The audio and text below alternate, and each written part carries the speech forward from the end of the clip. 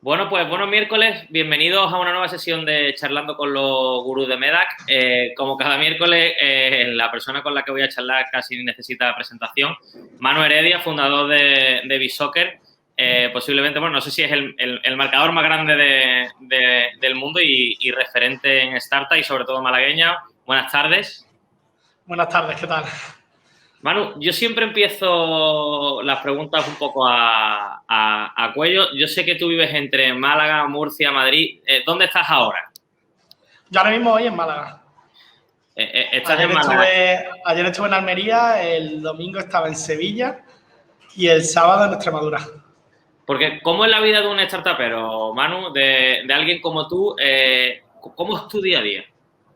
Bueno, pues hay como diferentes fases. Ahora mismo sí que estamos en una fase mucho de expansión internacional y de mucho crecimiento, y es verdad que a nivel estratégico, pues sí que es verdad que te exige mucho la empresa a nivel de viajes porque al final eres la cara visible de la empresa y al final los negocios y las cosas pasan en la calle.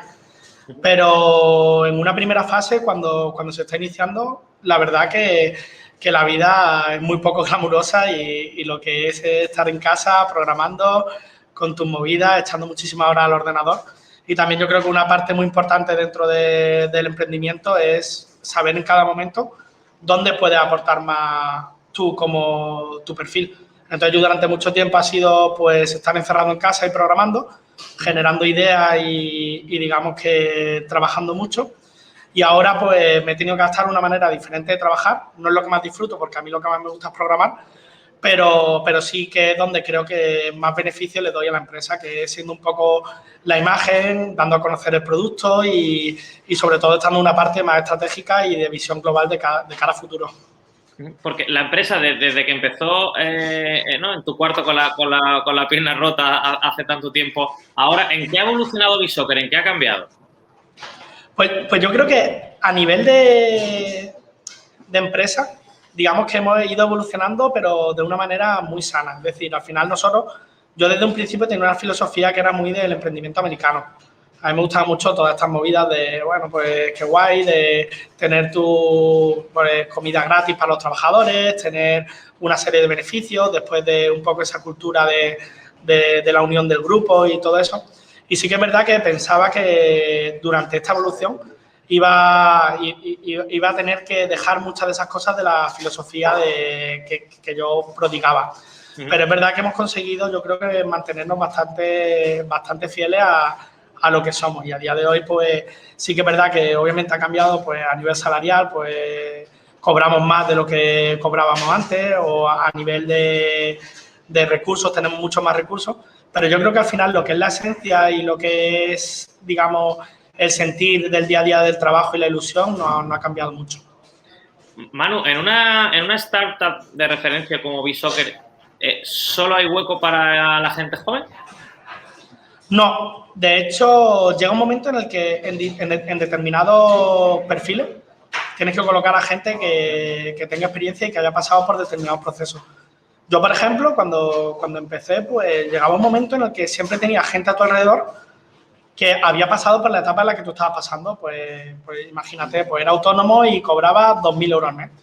Pues tenía gente conocida que estaba de autónomo, cobraba 2.000 euros al mes, tenía que pagar su IVA, su IRPF y todo. Y entonces como que siempre tenía algo en lo que apoyarte. Conforme fue creciendo la empresa, me fui dando cuenta que llega un momento en el que ya no tienes nadie a tu alrededor que haya pasado por lo que estás pasando ahora. O sea, por ejemplo, nosotros ahora, líderes de fútbol a nivel mundial, llega un momento que digo, yo a quién le pregunto cómo me ubico o cómo me consigo posicionar a nivel de negocio en Reino Unido. Ya no hay tanto ejemplo. O cómo llego a hablar con el director deportivo del Manchester United. Llega un momento que dice, es muy difícil saber cómo evolucionar. Y en los diferentes puestos de trabajo, pues pasa lo mismo. Pues a lo mejor en una determinada fase te vale con que un programador tenga ganas e ilusión, y ahora, pues si hay que escalar para que tengamos 6.000 millones de peticiones en un mes a la aplicación, pues necesita alguien que en ese proceso haya tenido experiencia en cosas parecidas. Entonces, es un poco la explicación a tu pregunta. Y personalmente, Manu, ya que estás hablando pues, de esa expansión de la empresa, ¿cómo gestionas tú el hecho de hacer un marcador con un amigo hace tiempo y ahora codearte con el Manchester United, con el Madrid, con Florentino Pérez, ¿cómo lo gestionas tú personalmente? ¿Te abruma o cómo te adaptas? A ver, yo creo que he tenido una suerte bastante grande en el sentido de que esto no es el éxito como se le puede dar, por ejemplo, a un futbolista, que de la noche a la mañana se ve de repente en un primer equipo ganando un dinero y sin ninguna base, digamos, de haberse tenido que pasar por diferentes etapas. Entonces, yo sí que es verdad que al final yo empecé en mi casa, yo, bueno, como tú sabes la historia, repetí 2 veces el mismo curso, hice un ciclo formativo, soy una persona en ese sentido que nunca me han regalado nada y que he pasado por todas las etapas. Entonces, al final eso me ha ido permitiendo ir poco a poco consiguiendo los logros y ir asimilándolo poco a poco. Y además de eso, creo que tengo una cosa muy buena, que para unas cosas muy buenas y para otras no tan buenas, que es que no le tengo apego al dinero. Que yo el dinero lo veo como un recurso para ganar tiempo o un recurso para crecer más. Pero no es algo que a mí me haya preocupado nunca, incluso en situaciones en las que hemos estado al borde de decir tú, no llego para pagar o tengo tal problema y no estoy pudiendo saber cómo gestionar la empresa. Incluso en esos momentos el dinero nunca ha sido un problema. Entonces, al final, eso que muchas veces se convierte en por qué la gente cambia mucho a medida que evoluciona, pues a mí no me ha pasado. Entonces, pues lo voy afrontando desde la naturalidad. Sí que es verdad que a nivel personal, pues he ido evolucionando sobre todo en cómo me relaciono a lo mejor con las personas. Pues antes seguramente tú me conoces de antes y sabes que yo antes era una persona quizás más introvertida o que no tenía tantas habilidades sociales, pero como en todo, pues las vas desarrollando. De la misma manera que en su día desarrollé habilidades para poder programar o para poder generar productos, pues a día de hoy estoy generando esas habilidades y casi siempre intento hacer todo de la naturalidad y sobre todo que intento ser yo mismo y no me suele, tú sabes que siempre he visto de negro, que no me gusta tampoco mucho el, por ejemplo, ponerme de traje o lo que sea, pues eso me lo llevo a todas las facetas de mi vida. No porque yo vaya a ver a Florentino Pérez o porque vaya a ver a un director deportivo, porque vaya a una reunión importante con un medio de comunicación, cambio mi manera de relacionarme o mi forma de vestir. Entonces, un poco creo que he ido evolucionando de manera natural y sin grandes cambios, poco a poco. Al final, como cuentas, y doy fe de ello porque yo sé de buena tinta que eres un tío humilde de los de verdad, pero en la vida del startupero, al igual que de la empresa, es muy dinámica. Tú también hablas de que tú te tienes que adaptar, tienes que estar continuamente cambiando, desarrollando nuevas habilidades sociales. ¿Tú sigues todo yéndote a tu cama y sigues dándole vueltas al concepto? ¿Piensas más cosas o estás ya en una fase un poco más contemplativa? No, el proyecto es como parte de mi vida. O sea, casi todo lo que hago en mi vida, al final tiene que ver algo con el proyecto. No me lo llevo desde el punto de vista de la obsesión. Obviamente, mira, cuando empecé con la empresa, sí que en los 3 primeros años había muchos días que tú te levantabas y habías tenido pesadillas. Pesadillas de, joder, pues tenemos que hacer esto, la competencia nos está apretando. Y sí que es verdad que ahora te lo tomas todo mucho más desde la tranquilidad de, joder, que un problema con los servidores, sí, es un problema que hay que solucionar, pero es un problema que tiene solución. Anteriormente, cuando no has pasado por esa etapa, pues sí es verdad que te afecta más. Pero yo sí que es verdad que a día de hoy casi siempre lo que hago es mantenerme ilusionado con lo siguiente que voy a hacer. Te voy a poner un ejemplo que es muy gráfico. A mí en el año 2015 me ofrecieron 15 millones por la empresa y yo lo rechacé por un motivo en concreto, que era que a mí tener 10 millones de euros en el banco limpio al día siguiente no me cambiaba la vida. Sin embargo, no tener mi empresa sí me la cambiaba. Y ahora me ha pasado una etapa un poco diferente, que ha sido que ahora me han hecho ofertas por menos porcentaje y ofertas muy grandes. Pues, por ejemplo, en valoraciones de 40 millones, a lo mejor me ha ofrecido 8 millones de euros por el 20%. Y la reflexión a la que siempre llego es que yo siempre me busco una nueva meta que me mantenga arraigado al proyecto. Y ahora, pues, mi meta, como ya somos líderes de fútbol a nivel mundial, como tenemos la mayor base de datos, pues ahora lleva, por ejemplo, la empresa a una valoración mayor de 100 millones. Y ahora mismo ese es mi objetivo. Entonces, eso es como mi mi hilo conductor con el que consigo mantenerme motivado para intentar pensar la siguiente idea o la siguiente cosa que va a suponer una revolución tecnológica o una revolución como idea de negocio dentro de mi proyecto.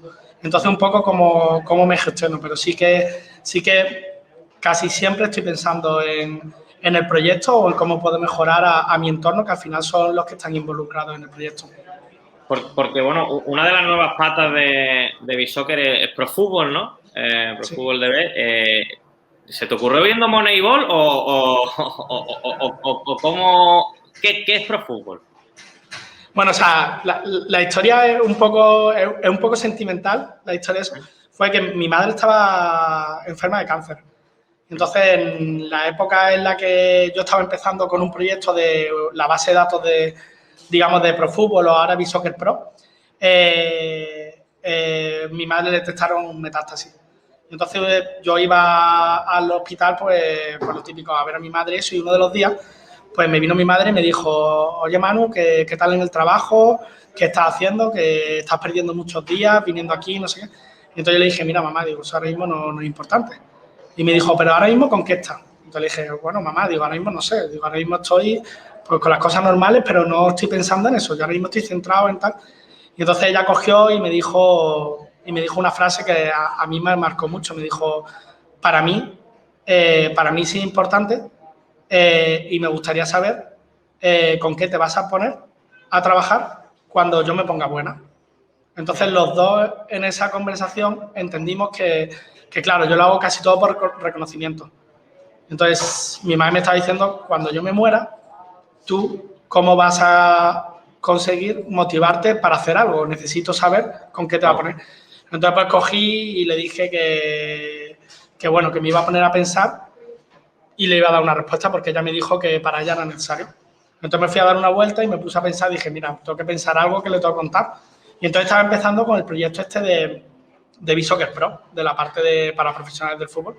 Y entonces, pues, cuando volví al hospital después de las 3 horas de darme el paseo, pues llegué y le empecé a contar, pues mira, mamá, digo, me voy a poner, vamos a hacer la mayor base de datos del mundo del fútbol, que va a ser para los profesionales del fútbol. Como ya tenemos los usuarios y ellos no utilizan y muchas veces requieren de más estadísticas de lo que requieren los usuarios normales, pues lo que quiero es que puedan ellos, digamos, trabajar sobre una herramienta que les ayude a conseguir resultados. Le conté una serie de movidas de algo que más o menos incipientemente tenía en mi cabeza, pero que tampoco tenía la urgencia de hacerlo. Y entonces cuando terminé de explicárselo, me dijo ella que muchas gracias y que por favor le prometiera que lo iba a hacer y que no se había enterado muy bien de lo que le había explicado, pero que sabía que iba a valer millones y de que seguramente iba a ser bueno para lo que era mi familia, que siempre lo hablaba con mi madre, que mi familia al final son las 100 personas que en ese momento tenía en la empresa o las 150 que tengo ahora, que no es por ser demagogo ni nada, sino que realmente lo que pienso. Entonces así como fue como, por ejemplo, nació ese proyecto en concreto. No te voy a decir que ese día lo pensé todo, pero sí que ese día vi que para mí era necesario como un volver a empezar. Entonces ya cuando falleció mi madre y eso, lo que hice fue como montar una spin-off de la empresa para volver yo a sentirme con esa ilusión de volver a emprender. La empresa había llegado a ser bastante grande y entonces llegaba un momento en el que había muchas cosas que ya no me hacían ilusión. A mí no me hacía ilusión venir a trabajar para arreglar un servidor o para pagar las 80 nóminas, o eso no era lo que me hacía más ilusión. Entonces, pues lo que hice, pues con un grupito de locos que me quisieron acompañar de los que estaban en la empresa, pues empezamos este proyecto que al principio parecía una locura, que parecía como, ¿cómo te vas a poner pudiendo, digamos, incidir en una empresa que está facturando 5 millones de euros al año? ¿Cómo te vas a poner a crear otra empresa o otro proyecto que a día de hoy no es nada? O sea, a priori no tenía lógica, pero la verdad que yo creo que en ese momento en el que yo hice mi travesía por el desierto, en el que me perdí y eso, creo que fue muy clave, porque yo con el tema, por ejemplo, del fallecimiento de mi madre, llegué a un punto en el que me di cuenta de que hay cosas que no las tienes que entender, que las tienes que aceptar. Y que yo vivía como si fuera un videojuego hasta ese momento. Yo era un chaval pues que me ponía a programar y creaba una empresa que generaba bastante dinero.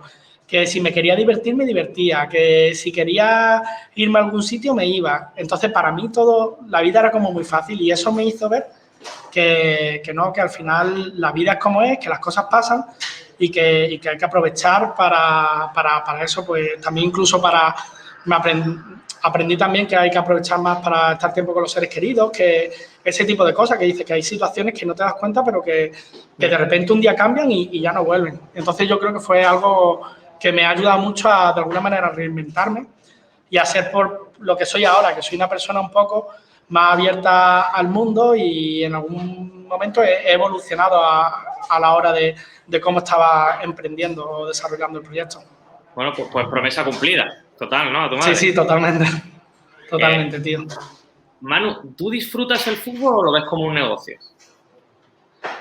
A mí el fútbol, verlo, no me gusta mucho. O sea, no soy el típico que dice, oh, vaya cambio de juego que ha hecho el lateral derecho ahora mismo o vaya capacidad de recuperación de balón que tiene el mediocentro defensivo. Ahora, el fútbol como deporte estadístico lo disfruto muchísimo. Porque para mí es un reto, porque al final el fútbol, a diferencia, por ejemplo, de la peli de Moneyball que tú has referenciado, a diferencia del béisbol, no es un deporte estadístico. Entonces, es verdad que en béisbol todo lo que nosotros estamos haciendo, pues sería algo bastante fácil de hacer, porque al final se puede analizar. Entonces, el fútbol tiene ese puntito de, al no ser un deporte estadístico y de tener tantas variables que no se pueden medir de manera tangible, pues tiene ese puntito que a mí me pone mucho. O sea, me pone mucho el conseguir convertirlo en algo que más o menos de una u otra manera es medible. Entonces, la verdad que en ese sentido me motiva. ¿Y no has pensado extrapolarlo a otros deportes? Pues nos lo han dicho bastante, lo hemos pensado, pero al final la industria del fútbol es enorme, es súper grande. Y al final nosotros, pues incluso siendo líderes de información en fútbol a nivel mundial, al final cogemos una parte del pastel pequeño, o sea que la capacidad de crecimiento es muy grande. Y después hay otros deportes que tú puedes ver como que son muy grandes, como por ejemplo podría ser el baloncesto. Sería el primer deporte que la gente diría, pues aplicáis lo que hacéis en el fútbol al baloncesto y sois la bomba. ¿Qué es lo que pasa? Que en esos deportes los que realmente tienen la cuota de negocio son los deportes americanos. Pues sería el béisbol, la NBA, la NFL, todos estos deportes. Y todos esos deportes están muy sujetos a copyright. Al final, las organizaciones como la NBA son las tenedoras de derechos y aparte son las propias organizadoras de la competición. Y eso hace que de ese pastel tú prácticamente no puedas coger nada, porque tienes muy controlado todo. Entonces, ese puede ser el principal motivo en el que no nos hayamos metido. Y también que yo tengo una manera peculiar de pensar en ese sentido. Bueno, no es peculiar, mucha gente piensa igual, que yo prefiero ser un 9,5 o un 10 en algo que no un 7 en muchas cosas, porque no sé, lo disfruto más llevándolo al extremo. Manu, yo estoy seguro que eres un 9 o un 10, por lo menos a lo que te dedicas, y fíjate, veo muchas camisetas ahí detrás, hay muchos clubes de fútbol que os necesitan, que os quieren, que os miman. ¿Cuándo te empezaron a tomar en serio? Porque entiendo que al principio, con tu idea, mucha gente te diría, bueno, estás loco, nadie te va a hacer caso. ¿Cuándo notaste tú que te empezaron a tomar en serio?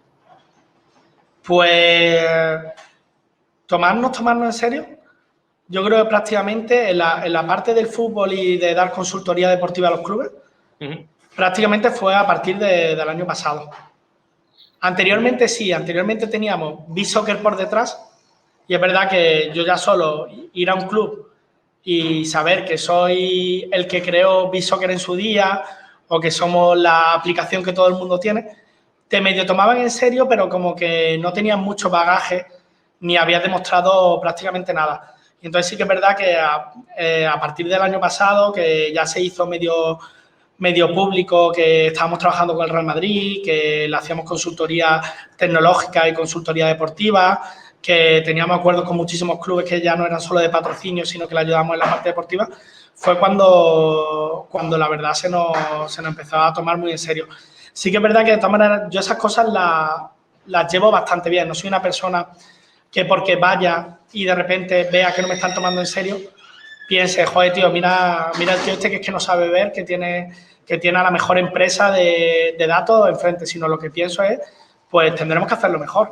O sea, si él no ve aquí que nosotros le podemos ayudar o no ve una ventaja competitiva, pues seguramente tendremos ciertas carencias que habrá que solventar. Además que una cosa que casi siempre intento decírselo mucho a al equipo y a mi gente, que es súper importante el ser consciente de tus limitaciones y de tus carencias, que desde ese punto de vista en el que tú ya reconoces que tú tienes una carencia, tú a partir de ahí ya puedes construir. Desde el otro punto de vista no puedes construir nada, porque si te crees que eres el mejor, entonces eso. Y entonces sí que es verdad que casi siempre he intentado en ese sentido pues ser permeable. Pues si había alguien que me decía, pues que esto no me sirve, por esto y esto, pues decía yo, pues vale, pues puede ser verdad. Lo que sí que es verdad que no llevaba tan bien y que pasa en todos los negocios es la gente que de alguna manera pues te faltaba el respeto. A lo mejor gente que no te trataba de la manera que te tiene que tratar, que al final... Pero bueno, pero al final, en eso sí que, pues al final dices, pues mira, pues el día que lo consiga, si es que lo consigo, pues ya tendré la oportunidad de sentirme bien, de que a esa persona pues le diré que no me apetece trabajar con él. Manu, el otro día discutía con amigos míos y algunos tuyos que también estaban por ahí, que el fútbol moderno evoluciona, cada día hay menos opción a la sorpresa, hay menos jugadores regateadores, hay menos oportunidad a la sorpresa, los grandes clubes casi siempre ganan a los pequeños. Eso entiendo que os viene a vosotros genial como estadísticos, ¿no? Claro, o sea, todo lo que sea que el fútbol sea un deporte más predecible, a nosotros nos viene muy bien. Eso tiene mucho sentido. Y de hecho, al final es a lo que nosotros tenemos que ir tirando, o sea, a poder hacer que para un director deportivo acometer un fichaje sea algo más predecible y con menos incógnita de lo que los tiene ahora. O sea, si nosotros hacemos algo es, por ejemplo, que si tienen que analizar a 5 jugadores, pues que de esos 5 jugadores tengan claro cuáles pueden ser las ventajas y desventajas de cada uno de los perfiles. Entonces, en ese sentido, pues siempre que el fútbol se convierta en un deporte predecible, pues nos va a venir bien en esa parte. Ahora, si nos vamos a la parte de fan o a la parte de usuario, que es el otro 50% de nuestra parte de negocio, estamos justo lo contrario. Ahí queremos exacto, que sea una locura, que las ligas se resuelvan por detalle y por cosas que no tienen ningún tipo de lógica, que haya pasión, que sea un deporte muy impulsivo, o bueno, que genere mucha impulsividad a los fans. Entonces, están como los dos mundos. Entonces, algunas cosas te vienen mejor y otras peor. De hecho, ahora, pues con todo el tema este de la Superliga y de todos los temas que está habiendo en el cambio de reglamentación del fútbol, para lo mejor lo de los 5 cambios o la restricción a la hora de entrar en un estadio, pues casi siempre me preguntan, ¿te viene mal o te viene bien? Entonces, casi siempre digo, pues bueno, pues es difícil de medir porque para algunas cosas me viene bien y para otras cosas me viene mal. O sea, que en general, pues por ejemplo, lo de los estadios, que no haya gente en los estadios a nivel de que los usuarios se metan más en la aplicación, me viene bien. Claro. Porque si en la Rosaleda, por ejemplo, no van 20.000 personas a ver el partido, lo van a seguir en algún sitio. Y casi con total seguridad el 80% lo va a seguir en Bisoccer. Por mí, de puta madre. Ahora, si me dice que ese club, por ejemplo, me tiene que contratar mi servicio y mi servicio cuesta un dinero, si no va gente al estadio y el club no tiene dinero, pues a mí en la parte de negocio, entonces al final dice, pues bueno, mira, yo me voy a preocupar de intentar hacer las cosas lo mejor posible en todo y ya que las circunstancias se vayan dando como vengan. Manu, yo como soy un privilegiado y he hablado mucho contigo, voy a dejar que sean las personas que han escrito mucho también por Instagram al saber que venías hoy a la charla y las que siguen preguntando por aquí en el teléfono que hay ahí abajo. Entonces, hay un equipo institucional que me está pasando las preguntas y veo aquí algunas que me están llegando que son curiosas, así que vamos a dejar a la comunidad de Medac que sea la que te pregunte. Me preguntan por aquí, Manu, soy bastante admirador tuyo, ¿cuál es tu proceso creativo? Pues yo creo desde el caos. O sea, yo creo desde el caos. Si tengo que contar una cosa muy importante en el proceso creativo, por ejemplo, un tema muy clave para mí es cuando estoy pensando algún tema y necesito realmente concentración, que me suele pasar cuando, por ejemplo, tengo un problema que para mí es muy complicado de solucionar y necesito abstraerme de alguna manera, no me vale ya ni la música, ni estar delante del ordenador solo. O sea, necesito otra cosa. Lo que hago es, por ejemplo, aunque suene muy friki, ¿vale? Una ducha de agua caliente. Ponerme debajo del agua durante un ratazo, totalmente aislado y con la mirada al infinito y pensando. Eso es, por ejemplo, uno de mis mayores secretos a nivel creativo. Pero lo que es... Echándose con agua caliente ahora todo el mundo. Pero lo que es del inicio, el inicio casi siempre parte eso del caos o de la observación de ver algo que a lo mejor no me gusta cómo funciona o de que de repente te venga la inspiración por cualquier comentario que escuchas, pero no tengo tampoco como si fuese a lo mejor un compositor algo en especial que haga para ese nacimiento. Esta me encanta. Dice, Manu, he intentado montar varias empresas y he fracasado y estoy harto de que los coaching me digan que puedo con todo. ¿Es verdad que se puede con todo? Yo lo odio, o sea, eso en concreto, porque sí que es verdad que ese tipo de cultura del positivismo y eso de, oye, mira, si tú quieres, seguro que puedes, que no sé qué, yo creo que al final hace mucho daño. Sí que es verdad que hay muchos casos en los que si lo analizas de una manera racional y lógica, pues dices, pues mira, pues si tienes delante una persona que tiene mucho talento, que más o menos está en el momento adecuado, pues sí que le puedes decir, oye, mira, sigue intentándolo, porque seguramente en una probabilidad alta llegará un momento que tu idea germine y que lo consigas.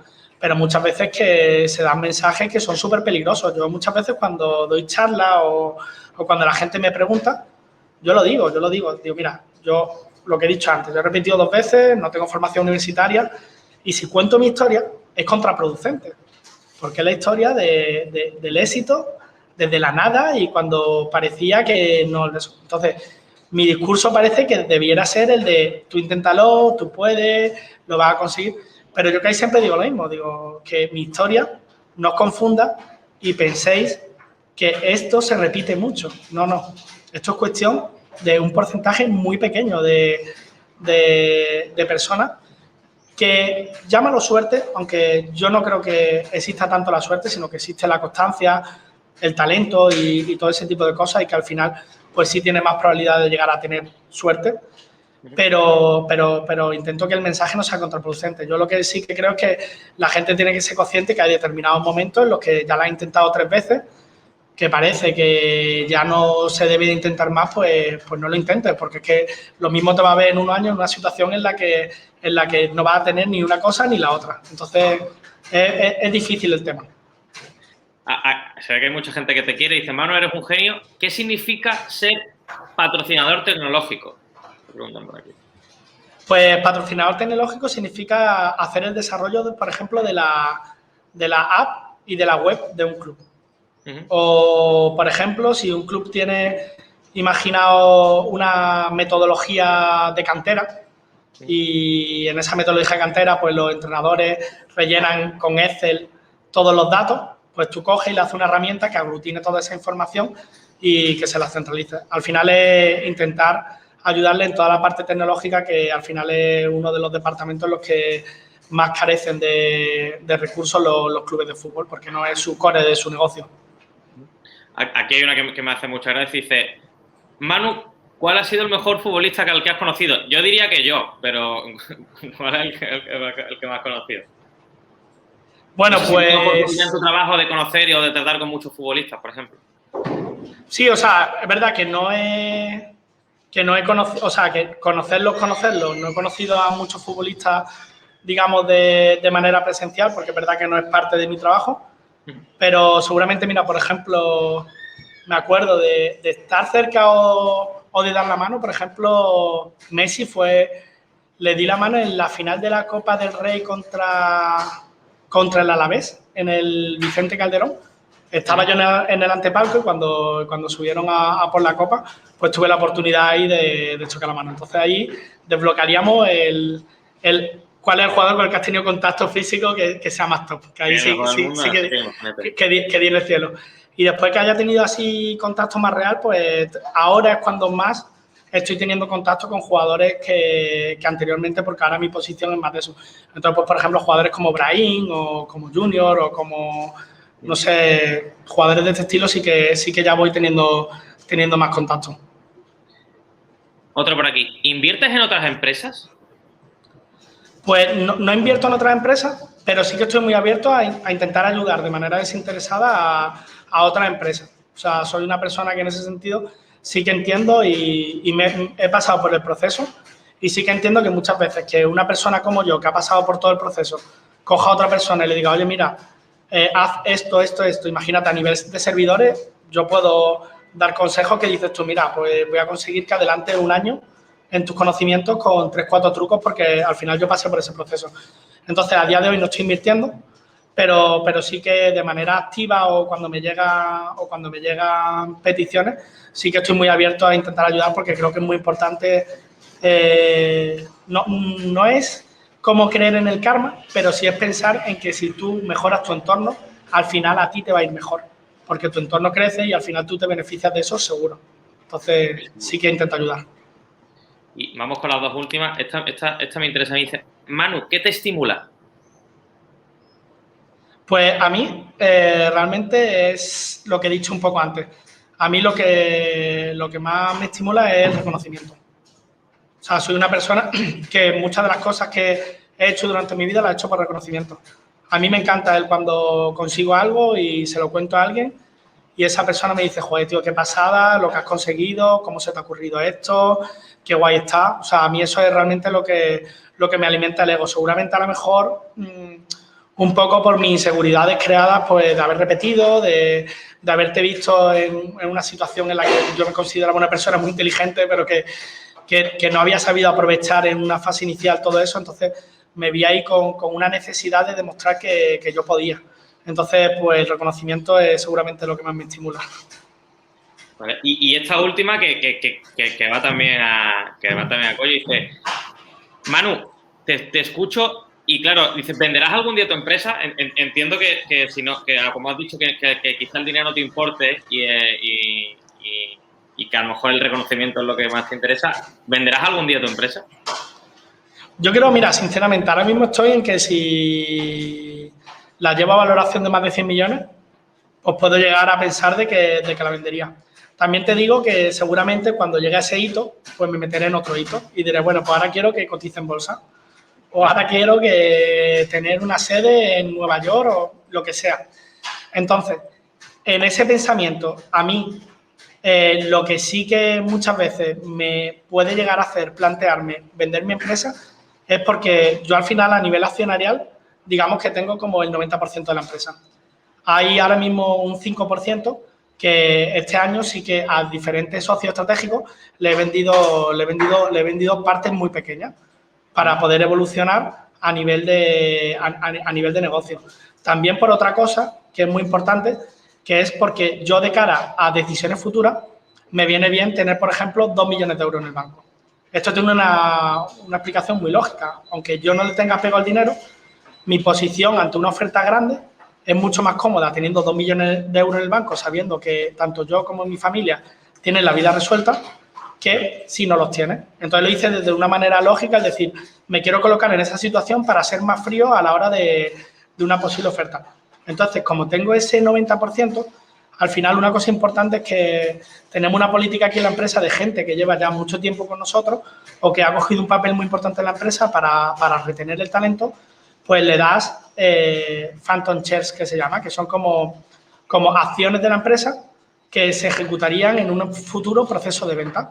Entonces sí que llega un punto en el que yo creo que tendré un dilema moral en un futuro en el que yo con mi gente hayamos llevado la empresa a un punto muy grande y que para que ellos se puedan enriquecer, pues seguramente una venta sería la mejor manera porque ellos se llevarían un porcentaje de esa venta. Entonces, pues en ese supuesto, pues posiblemente serían el único en el que me lo plantearían. Pero que a día de hoy la verdad es que estamos lejos y si llegamos a ese supuesto, pues yo qué sé, pues será algo para estar muy contento porque serán cifras totalmente astronómicas. O sea que la verdad que en ese sentido a día de hoy no. Pero bueno, ya yo diría que no, pero tú sabes cómo esto que de esta agua no beberé es peligroso decirlo. Manu, 35 minutos de masterclass. Yo sigo aprendiendo y mira que he charlado contigo muchísimas veces y estoy seguro de que todos los que nos están viendo también. Te queremos dar las gracias desde Medas porque aparte de formar parte de este proyecto, tus valores y tu forma de ser casan mucho con nuestra filosofía y somos admiradores tuyos. Te seguiremos desde aquí. Y yo personalmente ya desde un poquito más cerca. Gracias por tu tiempo y nos vemos pronto, supongo. Sí, sí, nos vemos pronto. Y muchísimas gracias, ¿eh? De verdad. Fenómeno. Ha sido Pues un nada, placer. bueno, un saludo grande. Venga, chao.